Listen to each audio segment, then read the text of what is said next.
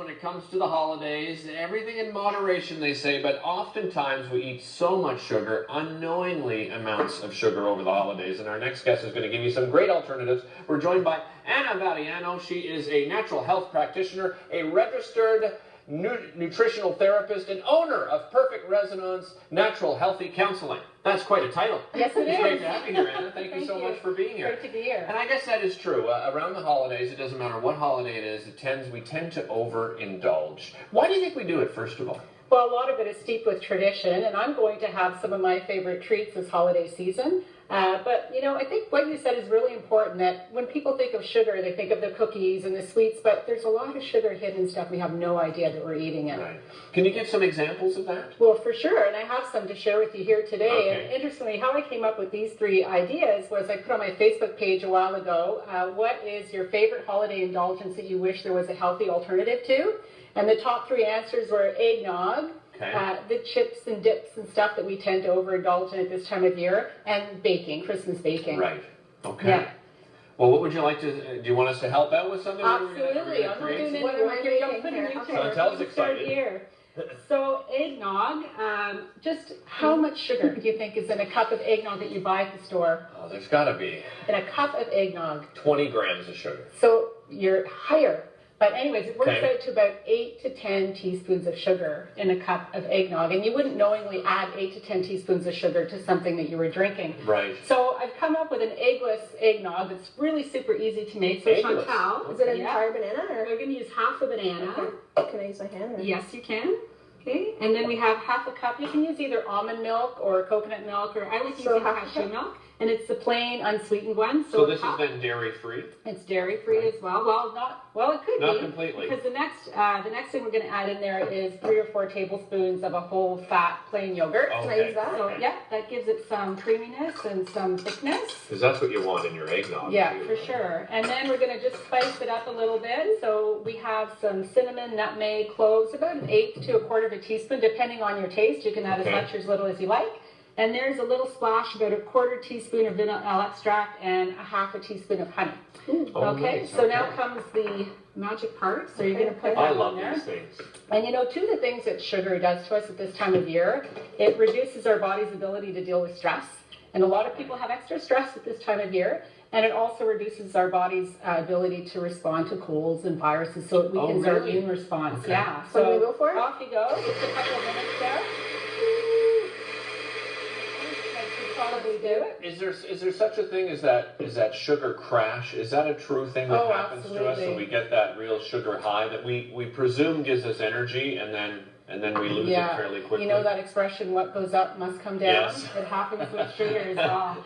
Yeah, and you know, there's low-fat alternatives to eggnog. A lot of people think that low-fat alternatives are healthier, but oftentimes they have just as much or more sugar to make up for the lack of fat. So, you know, it's a traditional thing. If your thing is to put a little bit of brandy or rum in there, then feel free to do that. Sprinkle more eggnog. And so take a sip. Okay, cheers. Look at that. Cheers. Cheers. You have to look in the eyes. Oh, yeah, sorry. Yeah, I don't want bad luck. And you know what the bad luck is? I can't say it. It's a family show, but... Not bad, huh? I've been using a lot of eggnog in my coffee every morning. It's Very good. Yeah. Eggless eggnog. There you go. Who knew?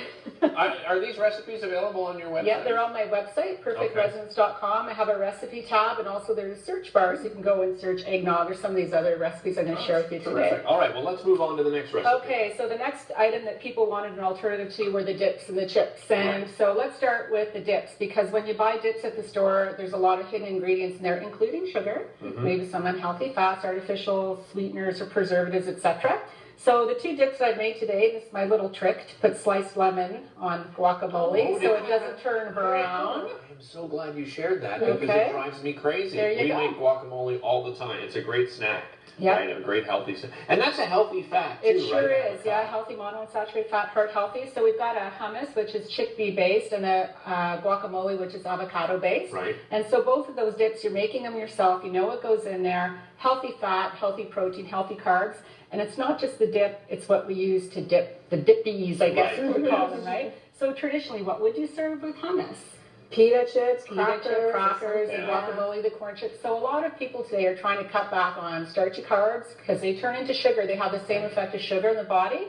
So a really nice alternative that goes well with guacamole is bell peppers. We have some nice green and red Yeah, bell that peppers. looks really festive too. Yeah. exactly. Yeah, and a little hint with bell peppers, when you're cutting them, leave that pithy part in there. It's full of vitamin C, all of this pithy Oh, white really? stuff. Full of Stuff you vitamin take C. out, yeah, leave it. I have been. I'm not kidding. I have been. That'll help our immune Okay, system that's this good time to of know. year. And one of my favorite things is Belgian endive to use as dippies. And you can buy these at the produce department or just about any store. Chantal, if you just want to cut the edge off of one of those, the end, and all the leaves come off nicely, and you can see that they make like perfect little scoops, Oh, yeah. perfect little boat-shaped They're already scoops. ready to go. Yeah, and one of the little health benefits of Belgian endive is it helps our digestion. So at a time Okay. of year when we're eating a lot of extra foods and combinations that we wouldn't normally eat, that's a really good alternative. You can use this to put cheese in there, smoked salmon. They're Yeah. really, really Or great. I've seen like salads being like displayed. You put a baby amount of salad in Yeah. there. Well, Yeah. I've seen that as well. Or Pick use it it as up. a taco shell. You've seen Oh, yeah. usually larger lettuce leaves, but this would work well as, just as smaller ones to have. And we can with all the use kid. more veggies in our diet, right? Most It people is. can I use think more veggies. so many people find it so hard to follow that Canada Food Guide because they get overwhelmed when they see how many servings. What are some tips that you have to get more vegetables into your diet? Well, here's one of them, actually. We just found ways to cut back on the grains and substitute some vegetables. Right. And a lot of these things, you can put into soups, stews, smoothies, etc. So lots of ways to get more veggies in there. You can hide it on your You children. can hide. Oh yeah, I used to put spinach in my tomato sauce and a piece of sauce when my kids were little. Yeah. All right, let's move on. Sorry, go ahead. Oh, sorry, I was gonna say like you have recipes on your. I on do. your Yeah, website. we have a hummus recipe, guacamole recipe, the eggnog recipe, and we have a baking recipe. Okay. So with, we all have our favorite baking treats at Christmas time, right? And there's a lot of alternatives now with flour and sugar. Some of them work and some of them don't work. And even my kids say, Mom, stop messing with the Christmas cookies. Right? So I can't help it. So this year I've come up with a wheat-free gingerbread man. Okay. So we substituted the wheat flour with coconut flour, which is a really great flour. It's high in fiber, low carb, has minerals, vitamins in there. It's a little bit different to work with than wheat flour. So if you've never tried it before and you have a favorite recipe, perhaps a good thing is to just substitute about 1/4 to 1/3 of the cup of regular flour. We can use coconut sugar, which has more minerals, slightly lower glycemic index than regular sugar, which means it won't spike your blood sugar as much. Use butter. Healthy fat is really important. Avoid the margarines and the vegetable shortenings. They're sources of unhealthy trans I'm so fats. happy to see a nutritionist say use Use butter. butter. Butter is better. And then another really popular fat is coconut oil. Yeah. So you can use that in your baking, but again, you don't want to substitute it 1-to-1. Just add a little bit. You're going to have to experiment. Everybody has their own favorite holiday baking treat. Right.